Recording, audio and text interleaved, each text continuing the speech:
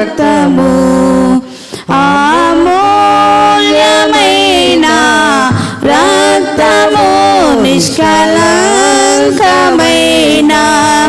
రక్తము అమూల్యమైన రక్తము నిష్కలంకమైన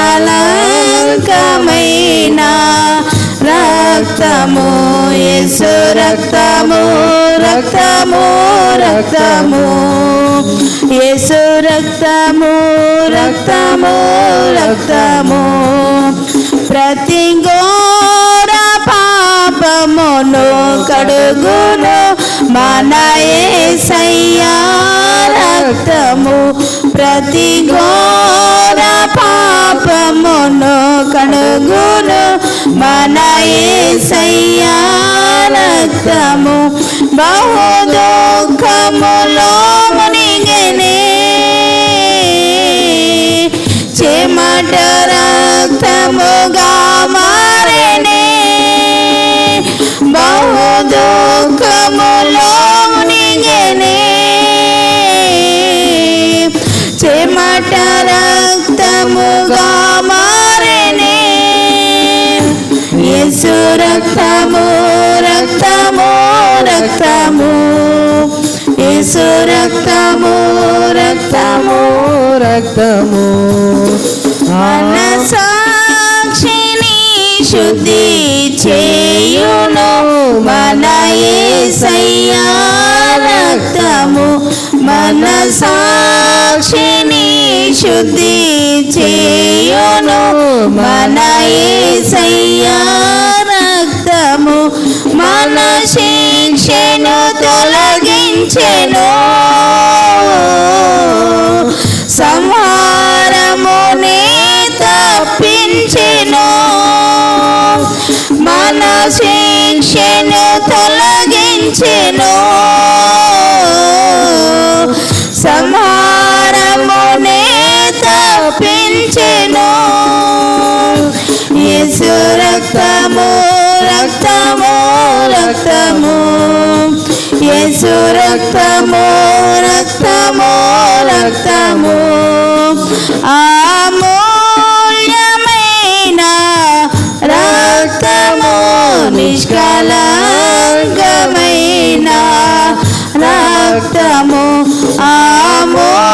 అమూల్యమైన రక్తము నిష్కలంకమైన రక్తము యేసు రక్తము రక్తము రక్తము యేసు రక్తము రక్తము రక్తము మహాపరిశుద్ధ స్థలములో చేర్చును మన యేసయ్యా రక్తము మహాపరిశుద్ధ స్థలములో చేర్చును మన యేసయ్యా రక్తము మన ప్రధాన యాజకుడు మన కంటే ముందుగా వెళ్ళెను మన ప్రధాన యాజకుడు మన కంటే ముందుగా వెళ్ళెను యేసు రక్తము రక్తము రక్తము యేసు రక్తము రక్తము రక్తము అమూల్యమైన రక్తము నిష్కలంకమైన రక్తము అమూల్యమైన రక్తము నిష్కలంకమైన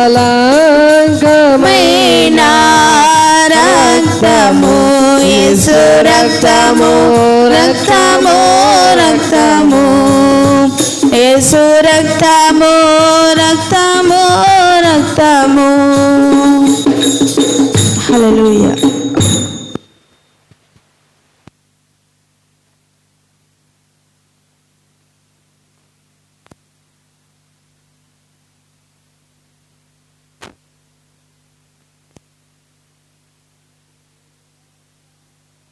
శుద్ధీకరించు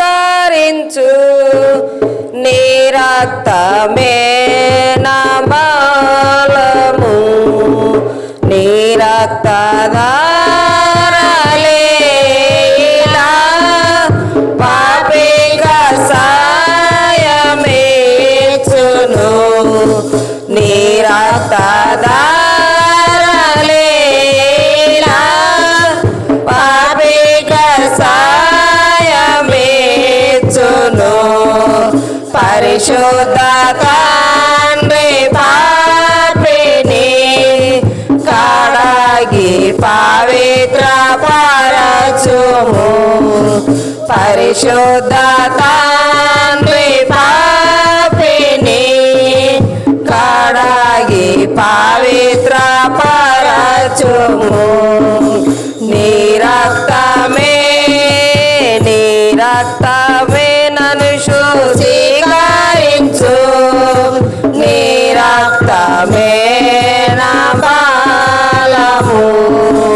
నశించు వారికి నీ సిలువ వెర్రితనముగానున్నది, నశించు వారికి నీ సిలువ వెర్రితనముగానున్నది.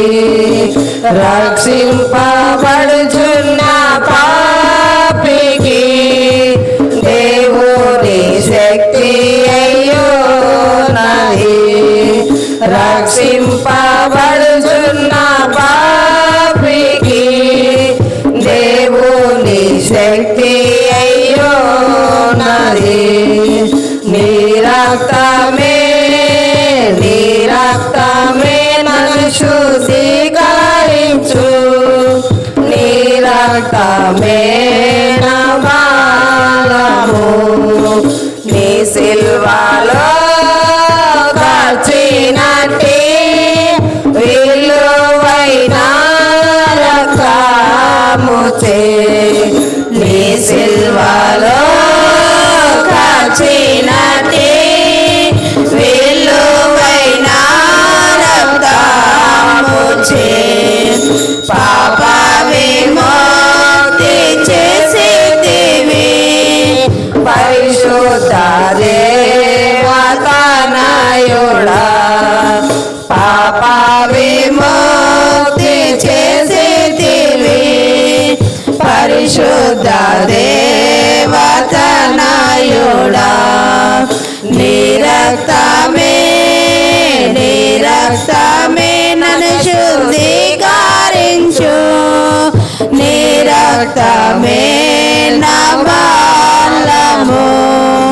పంది వలె పొల్లిన నన్ను కుక్క వలె తిరిగిన నన్ను, పంది వలె పొల్లిన నన్ను కుక్క వలె తిరిగిన నన్ను ప్రేమతో చేర్చుకుంటివి, ప్రభువా నీకే స్తోత్రము. ప్రేమతో చేర్చుకుంటివి, ప్రభువా నీకే స్తోత్రము. నీ రక్తమే నన్ను శుద్ధీకరించు, నీ రక్తమే నా బలము. నన్ను వెంబడించు సైతాను, నన్ను బెదిరించు సైతాను, నన్ను వెంబడించు సైతాను, నన్ను బెదిరించు సైతాను. దుడుమాడేది నీ రక్తమే, దహించేది నీ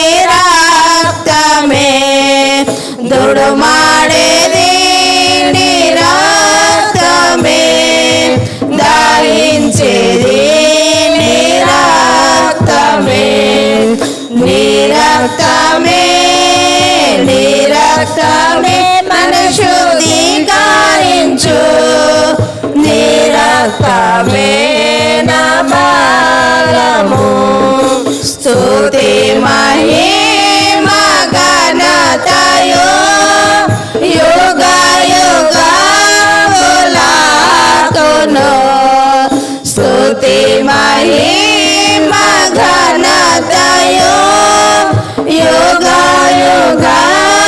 యుగములకును స్తుతి పాత్ర నీకే చెల్లును స్తోత్రముడా నీకే తాగును స్తుతి పాత్ర నీకే చెల్లును స్తోత్రముడా నీకే తాగును నీ రక్తమే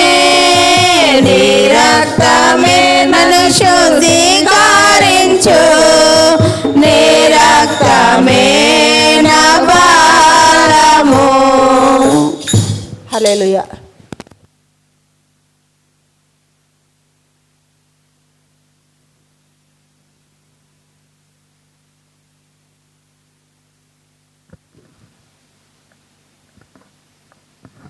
కలువరి గిరిలో సిలువధారి వ్రేలాడితివా నా యేసయ్యా కలువరి గిరిలో సిలువధారి వ్రేలాడితివా నా యేసయ్యా అన్యాయపు తీర్పు నుండి ఘోరమైన శిక్షను ద్వేషాగ్ని జ్వాలలో దోషివై నిలిచావా అన్యాయపు తీర్పు నుండి ఘోరమైన శిక్షను ద్వేషాగ్ని జ్వాలలో దోషివై నిలిచావా నా దోష క్రియలకై సిలువలో బలి అయితివా నా దోష క్రియలకై సిలువలో బలి అయితివా నీ ప్రాణ క్రయధనముతో రక్షించితివా నీ ప్రాణ క్రయధనముతో రక్షించితివా కలువరి గిరిలో సిలువధారి వేలాడితివా నా యేసయ్యా కలువరి గిరిలో సిలువధారి వేలాడితివా నా యేసయ్యా దారి తప్పిపోయిన గొర్రెనై తిరిగాను ఏ దారి కానరాక సిలువ దరికి చేరాను దారి తప్పిపోయిన గొర్రెనై తిరిగాను ఏ దారి కానరాక సిలువ దరికి చేరాను ఆఖరి రక్తపు బొట్టును నా కొరకై దారపోసి ఆఖరి రక్తపు బొట్టును నా కొరకై దారపోసి నీ ప్రాణ త్యాగముతో విడిపించితివా నీ ప్రాణ త్యాగముతో విడిపించితివా కలువరి గిరిలో సిలువధారి వేలాడితివా నా యేసయ్యా కలువరి గిరిలో సిలువధారి వేలాడితివా నా యేసయ్యా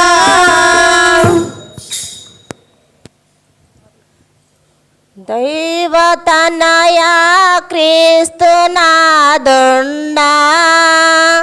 అయ్యో పాపులాకై ప్రాణమిచ్చితివా దేవుడే నిన్ను వంపినాడా పాపులాకై వచ్చినావు పాపులను కరుణించినావు పాపులాకై వచ్చినావు పాపులను కరుణించినావు ప్రాణదానము చేసినావా దేవా పరలోకము తెరచినావా ప్రాణదానము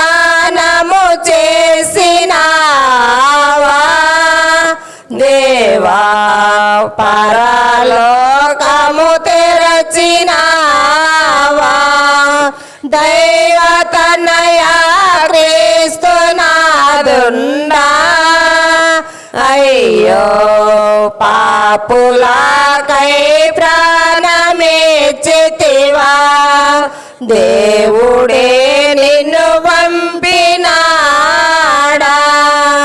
కల్వరిలో కార్చినాటే దివ్య రక్తము చేయుమాము కల్వరిలో కార్చినాటే దివ్య రక్తము చేయుమాము కడగి పావన పరచినావా దేవా కడకు బూరతరానయున్నావా కడగి పావన పరచినావా దేవా కడకు బూరతరానయున్నావా దైవతనయ క్రీస్తునాదుండా అయ్యో పాపులకై ప్రాణమిచ్చితివా దేవుడే నిన్ను పంపినాడా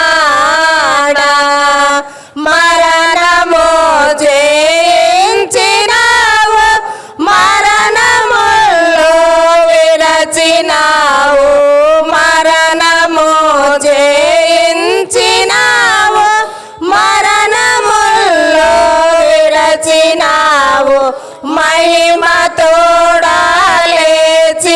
తోడలేచినావా దేవా మాదు చింతలు తీర్చినావా మహిమ తోడలేచినావా దేవా మాదు చింతలు తీర్చినావా దైవతనయ క్రీస్తునాదుండా అయ్యో పాపులకై ప్రాణమిచ్చితివా దేవుడే నిన్ను పంపినాడా ధరణిలో అతి దుష్టులముగా దారి తెలియక దూరమైతివి ధరణిలో అతి దుష్టులముగా దారి తెలియక దూరమైతివి ధరణికే తెంచినావా దేవా దన్నులనుగా చేసినావా ధరణికే తెంచినావా దేవా దన్నులనుగా చేసినావా దైవతనయ క్రీస్తునాదుండా అయ్యో పాపులకై ప్రాణమిచ్చితివా దేవుడే నిన్ను పంపినాడా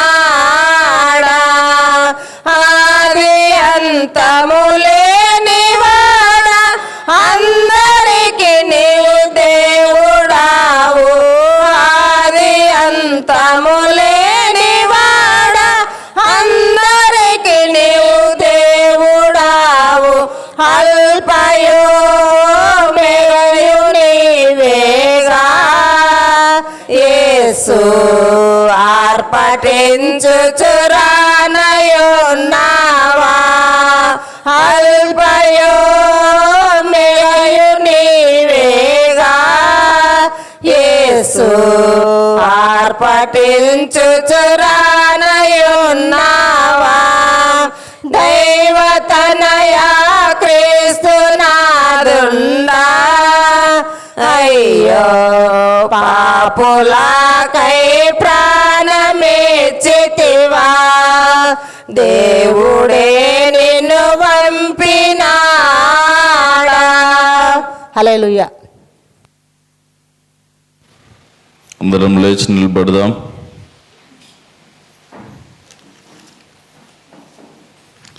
చూడరే సిలువను రేలాడు యేసయ్యను, చూడరే సిలువను రేలాడు యేసయ్యను.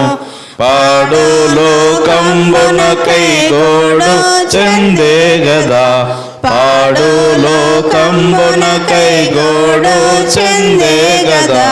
చూడరే సిలువను వ్రేలాడు యేసయ్యను, చూడరే సిలువను వ్రేలాడు యేసయ్యను.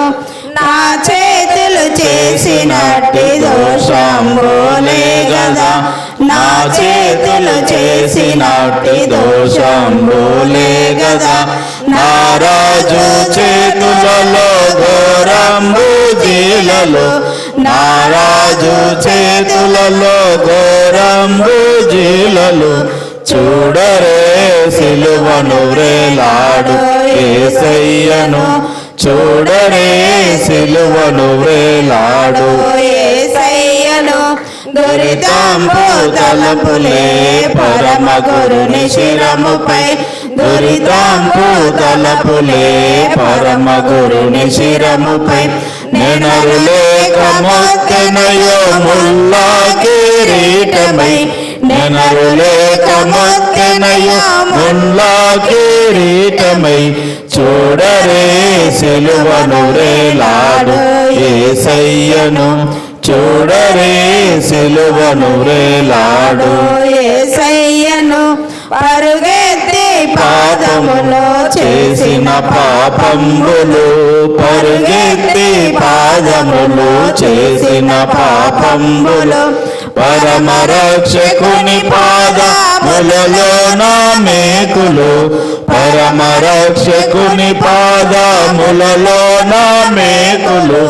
చూడరే సిలువను వ్రేలాడు యేసయ్యను, చూడరే సిలువను వ్రేలాడు యేసయ్యను.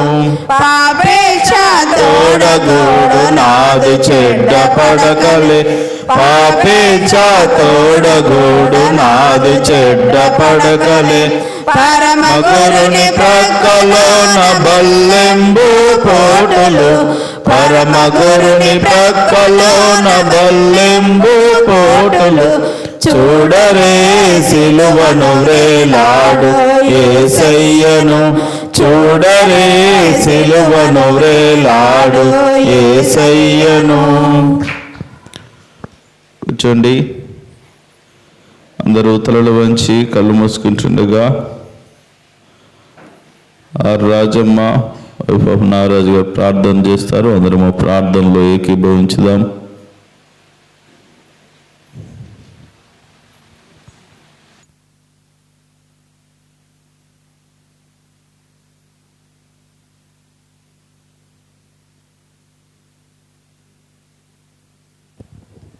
పరిశుద్ధుడా, మహోన్నతుడా, స్తుతులకు ప్రాతుడా, స్తుతి స్తోత్రములు నాయనా. మా దేవ, మా తండ్రి, నీ కొందనాలు, స్తోత్రాలయ్యా. రాత్రంతనైనా మమ్మల్ని నిద్ర పడుకలో కాపాడి నేను ఈ హృదయకాలంలో తండ్రి నీ మందిరానికి నడిపించిన దాన్ని బట్టి నీకే కృతజ్ఞతలు స్తోత్రములు చెల్లిస్తున్నామయ్యా. నా దేవ, నా తండ్రి, మీ మలుపులమైన అయోగ్యులమైన పాపులమైన నాయన మమ్మల్ని ప్రేమించి కనికరించి కాపాడుచున్న దేవా, నీ పరిశుద్ధ పాదల కొందనాలు స్తోత్రాలు చెల్లిస్తున్నాం తండ్రి. నాయన ఈ హృదయకాలముల ప్రభువా, నీ మందిరంలోనైనా చిన్న గుంపుగా కొడి నేను ఆరాధిస్తూ స్తుతిస్తూ ప్రార్థిస్తూ పాటలతో నీ నామం ఘనపరిచిన బిడ్డలు దీవించి ఆశీర్వదించి బలపరచండి. నీకే కృతజ్ఞతలు స్తోత్రములు తండ్రి. నా దేవా, పరలోకంలో నుంచినైనా నరలోకానికి వచ్చావు దేవా, మా కొరకునైనా పాపుల కొరకు వచ్చి నా ప్రభా నీ అమూలమైన రక్తమంతా కార్చి నాయన నీ శరీరం అంతనైనా నల్లగొట్టపడి ప్రభా చేతులకు శీలలు, కాళ్ళకు పరిశుద్ధ పాదాలకు మేకులయ్యా నాయన మేము చేసినట్టి పాపాల కొరకు ప్రభా నీ పక్కలో బల్లెము పోటు తండ్రి. నాయన ఒకడు వేలుని చేశాడు, ఒకడు నెవ్వారు తండ్రి. నాయన నీ వస్త్రములు తండ్రి తీసుకొని నాయన చీటీలు వేసుకొని నవ్వుచున్నారు ప్రభా. నాయన మేము చేసిన పాపాల కొరకే ప్రభా నాయన పాపాలకు దూరంగా నీకు దగ్గరగా జీవించుటకు నీ కృప, నీ దయ, నీ ప్రేమ మా మీద వంచమని ప్రార్థిస్తున్నాం దేవా. నీకే స్తుతులు స్తోత్రములు నాయన. ప్రతి ఒక్క బిడ్డకు నైనా మారు మనసు దయచేయండి. నీకే కృతజ్ఞతలు స్తోత్రములు తండ్రి. మా సంఘ కాపరినైనా నీ వెదట నిలిచి ఉన్నగా ప్రభా నువ్వు ఉండండి, మాట్లాడండి. ఇనగల చెవులు గ్రహించ మనసు మాకు దయచేసి నీ వాక్యానికి లోపడి జీవించుటకు సహాయము చేయమని, చేరచిన బిడ్డలు దీవించి ఆశీర్వదించి బలపరచమని, చేసిన ప్రార్థనలు ఏమైనా తప్పులుంటే దయతో క్షమించి నా తగ్గించుకొని నా మెచ్చించడకు నీ కృప దయచేయమని యేసు పరిశుద్ధ నామంలో స్తుతిస్తూ ప్రార్థిస్తున్నాం పరమ తండ్రి, ఆమేన్.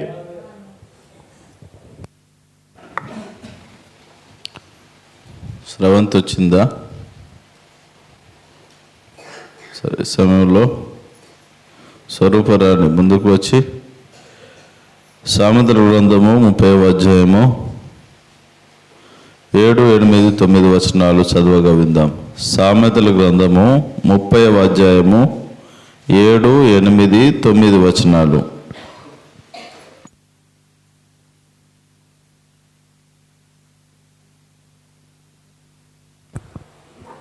సామెతలు 30వ అధ్యాయము 7, 8, 9 చదువుకుందాం. దేవా, నేను నీతో 2 మనవులు చేసుకొని ఉంచున్నాను. నేను చనిపోకముందు వాటిని నాకు అనుగ్రహింపుము. వ్యర్థమైన వాటిని, అబద్ధములను నాకు దూరంగా నుంచుము. పేదరికమైనను ఐశ్వర్యమును నాకు దయచేయకుము. తగినంత ఆహారం నాకు అనుగ్రహింపుము.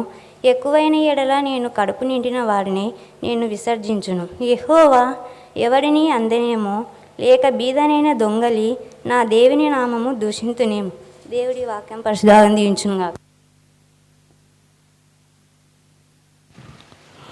ప్రార్థన చేసుకుందాం. అందరూ తలలు వంచి కళ్ళు మూసుకుంటుగా సంఘ పెద్ద ఎలీషా గారు ప్రార్థనలు నడిపిస్తారు. అందరము ప్రార్థనలో ఏకీభవించుదాం.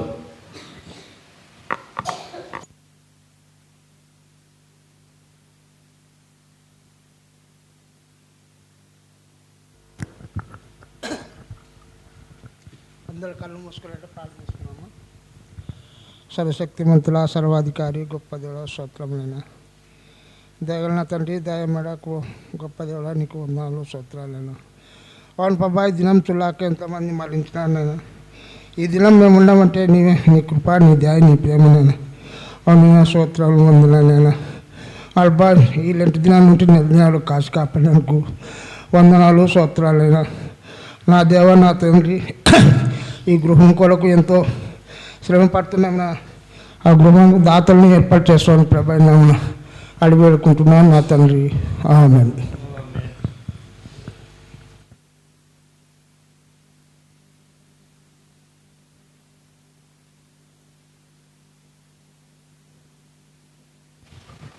ప్రభువైన యేసుక్రీస్తు నామంలో ఆసక్తితో దేవుని సముఖంలో చేరిన మీ అందరికీ ప్రభు నామమున శుభములు, వందనాలు తెలియచేస్తూ ఉన్నాను. అందరికీ వందనాలు.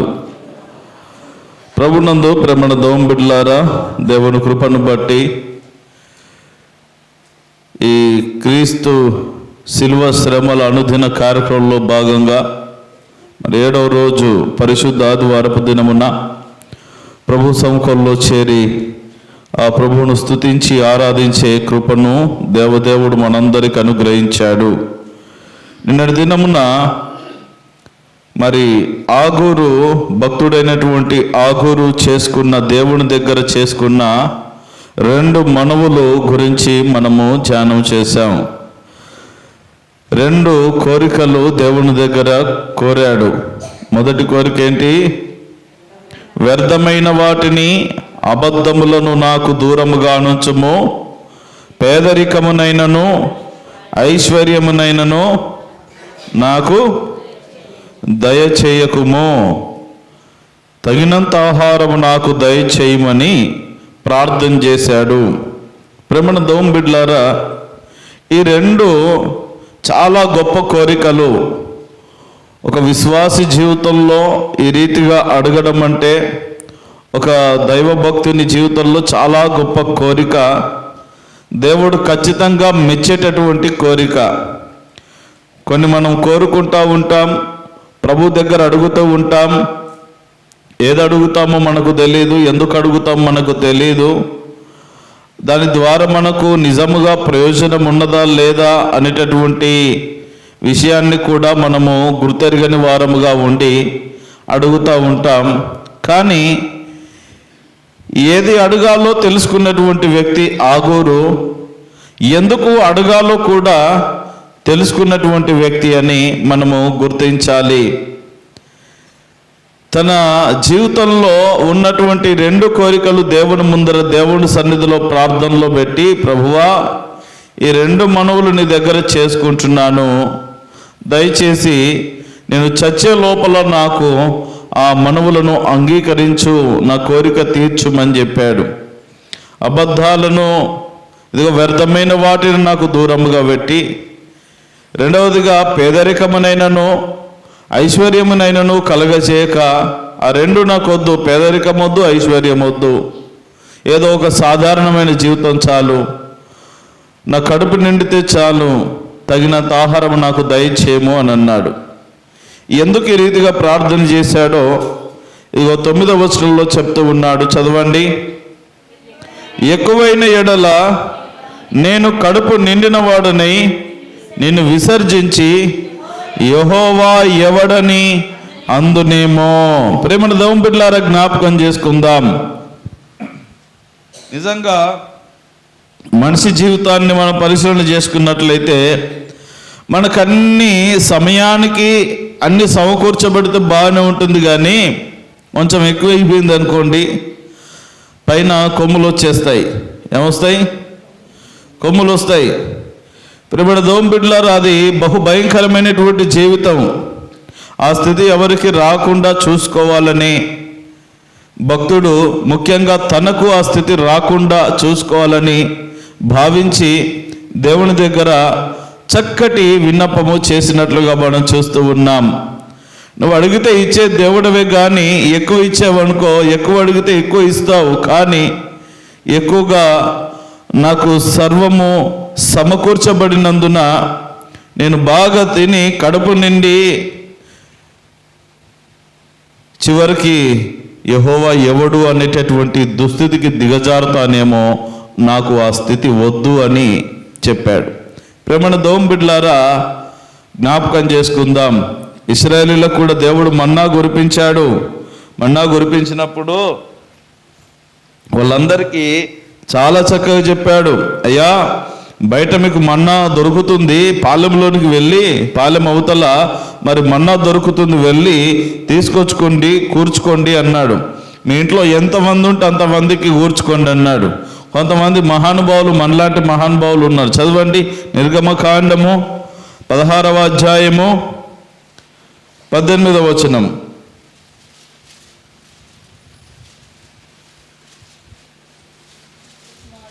నిర్గమకాండము 16వ అధ్యాయము 18వ వచనము. వారు ఓమేరుతో కొలిచినప్పుడు హెచ్చుగా కూర్చుకున్న వానికి ఎక్కువ మిగులలేదు, తక్కువగా కూర్చుకున్న వారికి తక్కువ కాలేదు. వారు తమ తమ ఇంటి వారి భోజనమునకు సరిగా కూర్చుకుని ఉండిరి. మహానుభావులు ఉన్నారని చెప్పాను కదా. దేవుడు ఒక పద్ధతి పెట్టాడు. మాకు ఆహారం కావాలా, ఐగుప్తు గుర్తుకొస్తుందయ్యా, మాంసం గుర్తుకొస్తా ఉన్నది, మాకు ఐగుప్తులో తాగిన డ్రింకులు, అక్కడ తిన్న భోజనాలన్నీ గుర్తుకొస్తూ ఉన్నాయి, తీసుకొచ్చి ఇక్కడ అరణ్యంలో పడేసావని వాళ్ళు ఏడుస్తూ ఉంటే దేవుడు చెప్పాడు, మీకు ఇట్లాంటి ఆహారం కాదురా నాయనా, మీరు నా మాట విని బయటకు వచ్చారు కదా, నన్ను వెంబడిస్తున్నారు కదా, మీకు ఈ లోకంలో ఇప్పటి వరకు ఎక్కడ దొరికినటువంటి ఒక స్పెషల్ భోజనం, పరలోకము నుండి దిగవచ్చేటటువంటి మన్నాను మీకు తినిపిస్తాను అని అన్నాడు. ప్రతిరోజు వారి కొరకు ఉదయముననే సూర్యోదయము కాక మునుపే మన్నా వారి కొరకు కురిపించబడేది, ఒక మంచు రూపంలో మరి కురిపించబడేది. అంతా కూడా మంచు పేరుకున్నట్లుగా ఓ చోట పేరుకుంటా ఉంటే వీళ్ళందరూ వెళ్ళి తలా ఇంత తీసుకొచ్చుకోవాలి. కుటుంబంలో ఎవరు ఎంతమంది ఉన్నారు, పిల్లలు పెద్దలు అందరినీ లెక్కేసుకొని దానికి తగిన పాత్ర తీసుకొని వారికి ఎంత కావాలో అంతే తెచ్చుకోవాలి. ఆశాపరులు ఏంటంటే దేవుడేమో పంపించేటోడు పంపించేది ఏదో మా ఇంటికే మా గిన్నెలు నింపేస్తే అయిపోతుంది కదా, బయటకు ఎందుకు రావాలా, పొద్దున్నే లేవాలా, ఎందుకంటే మళ్ళీ ఎండ వచ్చిందంటే సూర్యుడు ఉదయించినాడంటే ఎండ వేడిమికి ఇది కరిగిపోతుంది. అంటే అర్థం ఏంటి, పొద్దున్న లేయడమే ఇట్లా వేకుజామున లేచి కొంచెం వెళ్తురు ఉండగానే పరిగెత్తుకుని వెళ్ళి నింపుకొచ్చుకోవాలి, మళ్ళీ రేపటి పొద్దున వరకు పడదు. అది అర్థమైందా? రేపటి పొద్దున వరకు పడదు. కాబట్టి సమయం ఉన్నప్పుడే పరిగెత్తుకుని వెళ్ళి వాళ్ళకి కావలసింది కూర్చోవాలి. అదే 3 పూటలు తినాలి, పొద్దున, మధ్యాహ్నం, సాయంత్రం. తర్వాత పూరేళ్ళను కూడా నడిపించాడు. తర్వాత పూరేళ్ళను కూడా మాంసాన్ని కూడా అనుగ్రహించాడు సాయంత్రం పూట. ఈ రీతిగా మన్నాతోనూ మాంసంతోనూ అన్నిటితో దేవుడు వారిని పోషించాడు. అయితే వీళ్ళు అత్యాశపరులు ఏం చేశారు, కొంతమంది ఎవడు తిరగాలి, ఊరవతలకి వెళ్ళి ఎవడు తీసుకొచ్చుకోవాలి, ఇంత దూరం ఎవడు నడవాలా అనేసి కొంచెం ఎక్కువ తీసుకొచ్చుకున్నారు. వాడు ఎక్కువ ప్రయాసపడి ఎక్కువ కూర్చుకొని నెత్తి మీద పెట్టుకొని వచ్చి ఇంటి దగ్గర దించేసరికి వాళ్ళకి ఎంత కావాలో అంతే ఉన్నది, ఎంత కావాలో అంతే ఉన్నది. కాస్త లేటు లేసే మహానుభావులు ఉంటారు మన లెక్క. కాస్త లేటు లేచి మెల్లగా బద్ధకముతో నిర్లక్ష్య వైఖరితో చిన్నగా వెళ్ళే వాళ్ళు ఉంటారు. ఎదుగు అలాంటి వాళ్ళు ఆ బ్యాచ్ కూడా ఉన్నదన్నమాట. వాళ్ళు వెళ్ళేసరికి అందరు కావాల్సిందంతా మంచిదంతా ఊర్చుకున్నారు, వీళ్ళకేం మిగిలేది. అయితే ఇక మన్నా కురుస్తా ఉన్నది, దాన్ని తీసుకొచ్చుకొని కాస్త సార్లేకి ఈ రోజుకి సరిపెట్టుకుందాం అని బద్ధకం ఎక్కువై నిర్లక్ష్యం ఎక్కువైపోయి వానికి దొరకకపోనో కొంచెం తీసుకొచ్చుకున్నాడు. అంటే ఇంత తీసుకొచ్చుకున్నది కొంచెం తక్కువ మోతాదు తీసుకొచ్చుకున్నాడు. వాడు ఇంటికి మోసుకొచ్చే లోపల వానికి ఎంత కావాలో అంత ఉండేది. అంటే తక్కువ తీసుకొచ్చుకున్నోనికి తక్కువ కాలేదు, సమానంగా అయిపోయింది. ఎక్కువ తీసుకొచ్చుకున్న వానికి ఎక్కువ కాలేదు, సమానంగా చేసేసాడు. అంటే దేవుడు మనకి ఏది కావాలో ఎంత కావాలో దానిని అనుగ్రహించేవాడిని మనము జ్ఞాపకం చేసుకోవాలి. మన ఆశను బట్టి మనం ఎక్కువ కోరుకుంటాం, మనకు కావలసిన దానికంటే ఎక్కువ ఆశిస్తాం. కానీ దేవుడు నీకు ఏది కావాలో ఎంత కావాలో నీకు అనుగ్రహించేవాడని మనం జ్ఞాపకం చేసుకోవాలి. బైబిల్ గ్రంథంలో లూకా సువార్తలో ఒక వ్యక్తి ఉన్నాడు, ధనవంతుడు, మనందరికి తెలుసు కదా. నా ప్రాణమా, చాలా రోజులు నీకు మంచి పంట పండింది, దేవుడు సమృద్ధి అయినటువంటి, వాస్తవాన్ని దేవుడు చక్కటి వర్షాలు చక్కటి పంటను భూమి నుండి మొలిపిస్తే ఈయన అంటున్నాడు, నీకు చాలా రోజులకు మంచి ఆహారము దొరికింది, నీ కొట్లన్నీ కూడా ఆహారము చేత ధాన్యము చేత నింపబడి ఉన్నాయి, ఇక కొన్ని సంవత్సరాల వరకు నీకు తిరిగిలేదు నా ప్రాణమా. ఏమన్నాడు? తినుము, త్రాగుము, సుఖించుము, ఇక నీ ఇష్టం. నిన్ను అడిగేవాడు లేడు. ఎక్కువైపోతే ఇలాంటి కష్టాలే వస్తాయండి. ఎక్కువైతే మనకు కొన్ని శరీర సంబంధమైనటువంటివి, ధనము కానీ ధాన్యము కానీ ఇదిగో వస్త్రములు కానీ కొన్ని ఎక్కువగా ఉన్నాయనుకోండి, దేవుడు సమృద్ధినిచ్చాడు అనుకోండి, సమృద్ధిలో బ్రతకడం కూడా మనకు చేత కాదు. అలాగని బైబిల్ గ్రంథంలో గొప్ప గొప్ప ధనవంతులు లేరా అంటే చాలా బేసిక్గా ఉన్నారు. అబ్రహాము కంటే ధనవంతుడు ఎవరున్నారు? యోబు కంటే ధనవంతుడు ఎవరున్నారు? కానీ వాళ్ళకున్న ధనాన్ని ఏనాడు ధనాన్ని బట్టి గర్వించలేదు. ప్రభువా, ఇది నీవిచ్చిన కృప, నువ్వు లేకపోతే నేను ఎక్కడ వాడిని నాయనా అని ప్రతిరోజు ఆయన పాదాల మీద పడి ప్రార్థన చేసే అనుభవాన్ని కలిగినటువంటి వారే కానీ ఏనాడు ఈ ధనికుని వలె గర్వించిన వారు కారు. ఆ ధనవంతుడు ఒక్కసారి ఇక కొట్లన్నీ నిండేసరికి, ఇండ్లన్నీ నిండేసరికి ఇక నీకు తిరిగిలేదు, ఈ సంవత్సరం మంచి కాలం అయింది, నా ప్రాణమా తినుమో తాగుమో సుఖించుమో అని విర్రవీగుతూ చెప్తుంటుండగానే రాత్రి వేళ స్వరం వినబడుతుంది, ఓరి వెర్రివాడా, బాగా సంపాదించాను, ఇంట్లోకి అన్నీ వచ్చాయి, తిను తాగు సుఖించు అంటున్నాడు, ఈ రాత్రి నీ ప్రాణం అడుగుతున్నా, ఈ రాత్రి నిన్ను తీసుకెళ్ళిపోతున్నా. రేపు పొద్దున్న అందరు కలిసి పరదేశంలో ప్రియులారా పాట పాడతారా పని వాళ్ళు కూడా. ఇప్పుడు నువ్వు సంపాదించినవన్నీ ఎవరి పాలవుతాయి? అంతేనా? ఒక్క రాత్రే ఇంతగా సంతోషిస్తున్నావే, ఇంత గర్విస్తూ ఉన్నావే, కనీసము అయ్యో దేవా నువ్వు నాకు అనుగ్రహించినందుకు నీకు వందనాలని కూడా దేవునికి ఒక కృతజ్ఞతాస్తుతి చెప్పడం లేదు. కానీ నీవు సంపాదించుకున్నావు ప్రాణమా, ఇక నీకు తిరుగులేదు. దేవుడు నీకు అన్నీ ఇచ్చాడు. దేవుడు అనే మాట కూడా రావట్లేదు మనడికి. కాబట్టి అలాంటి పరిస్థితుల్లో దేవుడు అడుగుతున్నాడు, ఈ రాత్రి నీ ప్రాణం అడుగుచున్నాను, నువ్వు సంపాదించినవి ఎవరి వగును? ఈ రాత్రి నీ ప్రాణాన్ని తీసుకుంటాను, అది ఉన్నది ఇది ఉన్నదని గర్వపడుతున్నావే, ఇవన్నీ ఎవరి వగును అని ప్రశ్నించినప్పుడు సమాధానం లేదు. అదే దుస్థితి మనకు రాకుండా ఉండాలని మనం కూడా కోరుకోవాలి. ఆ భక్తుడు అదే ప్రార్థన చేస్తూ ఉన్నాడు. ఆగూరు, అయ్యా ఎక్కువ ఇస్తావు, ఎక్కువ తిన్నాను అనుకో, ఎక్కువగా బాగా తిని నేను యెహోవా ఎవడని నిన్ను తిడతానేమో, అలాంటి దుస్థితి నాకొద్దు నాయన, నాకు ఎంత కావాలో అంత ఇయ్యు. తర్వాత రెండవది ఏంటి? తక్కువ. ఒకవేళ మరీ పేదరికం దయచేసావనుకో, ఏమి లేనివాడని నేను దొంగిలిస్తానేమో, కాబట్టి ప్రభువా అది నాకు వద్దు అని చెప్తా ఉన్నాడు. తర్వాత హోషేయ గ్రంథము 13వ అధ్యాయం 6వ వచనము చదవండి. ఎందుకు ఈ గర్వము గురించి, ఈ దీనత్వం గురించి చెప్తున్నాడో చూస్తాం. హోషేయ గ్రంథం 13:6. హోషేయ 13:6. తర్వాత ఇంకొకరు ద్వితీయోపదేశకాండం 32:15 తీయండి. ద్వితీయోపదేశకాండం 32:15 చదవండి. తర్వాత వారికి మేత దొరకగా వారు తిని తృప్తి పొంది గర్వించి నన్ను మరిచిరి. ఎవరు? ఇశ్రాయేల్ ప్రజలు. వారికి దేవుడు చక్కటి మేత పెట్టాడు. నా ప్రజలు కదా, నా గొర్రెలు కదా, నా బిడ్డలు కదా అని చక్కటి ఒక ఏమంటారంటే అలంకార భాషలో రాయబడినటువంటి కొన్ని పదాలు మనకు కనబడుతూ ఉంటాయి. మేత అంటే నిజంగా గడ్డి పెట్టినటువంటి మాట కాదు, అది ఆహారం, వాళ్ళు తినే ఆహారమే పెట్టాడు.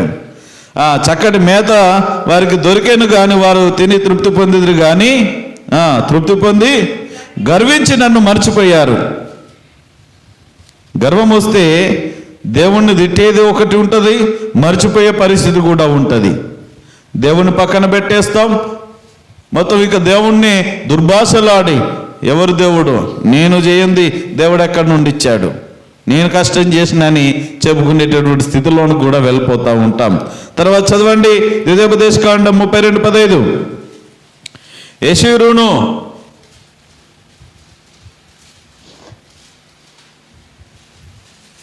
హలో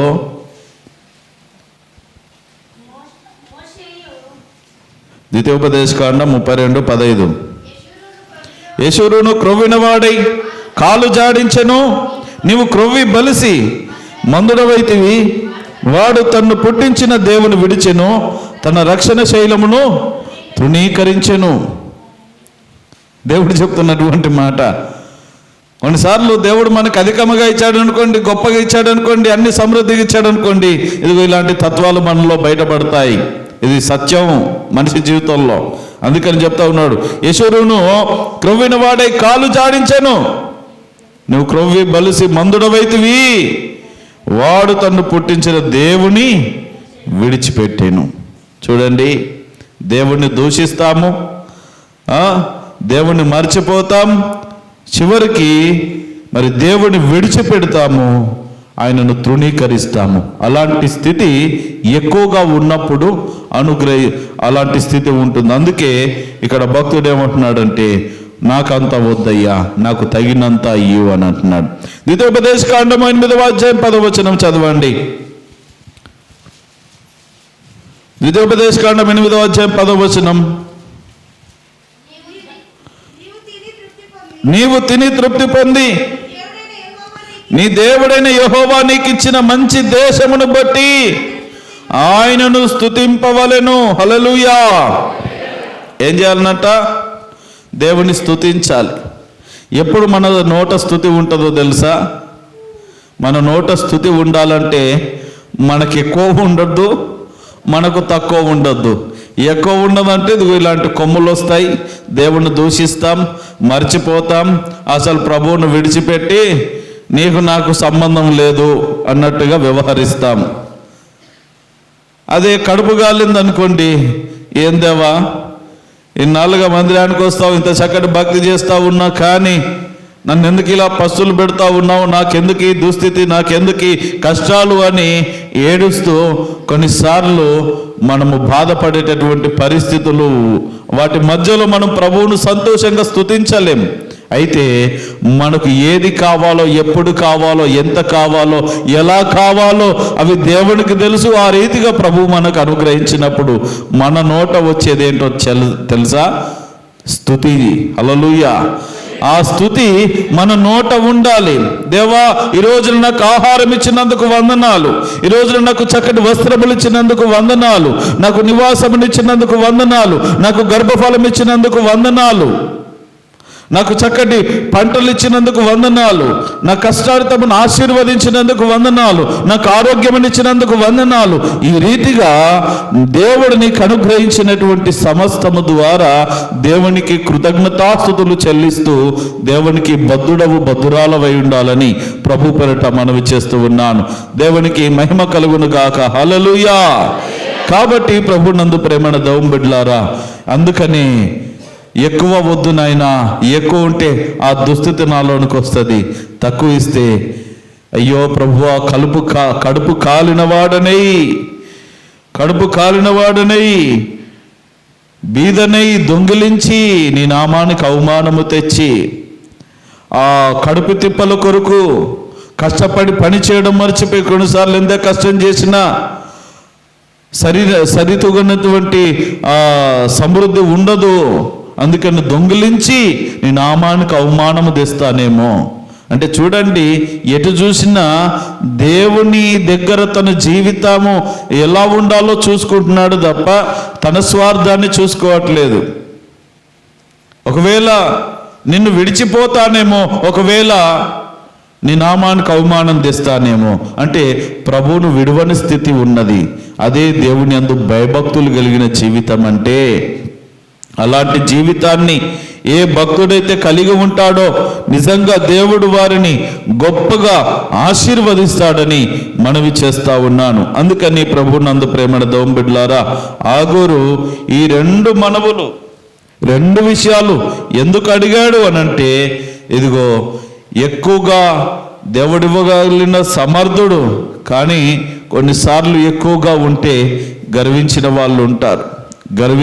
గర్వం వస్తూ ఉంటుంది, దేవుణ్ణి విడిచిపెట్టేస్తారు, దేవుణ్ణే దూషిస్తారు, ఆయనను పక్కన పెట్టి తృణీకరించే వాళ్ళు ఉన్నారు.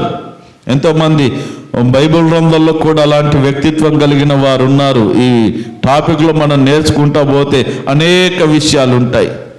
అలా కానీ తక్కువ ఇచ్చావనుకో బీదనే దొంగిలించి నీ నామానికి అవమానము తెచ్చే దుస్థితిలో నేను ఉంటానేమో. ఈ రెండు దుస్థితులు నాకొద్దు, నాకు ఒకే స్థితి కావాలి.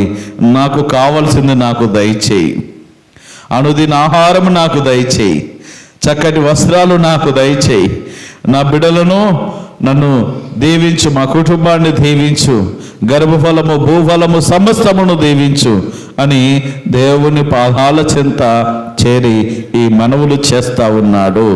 కాబట్టి ఈ రోజున ప్రేమణ దౌం బిడ్డలారా, మనము కూడా ఇటు ప్రార్థన నేర్చుకోవాలి. దేవుడు మెచ్చుకునేటటువంటి, మరి దేవుడు ఒప్పుకునేటటువంటి ఇలాంటి శ్రేష్టమైన ప్రార్థన జీవితాన్ని ఎప్పుడైతే కలిగి ఉంటామో దేవుడు మనకు ఖచ్చితంగా వాటిని అనుగ్రహించగలడు.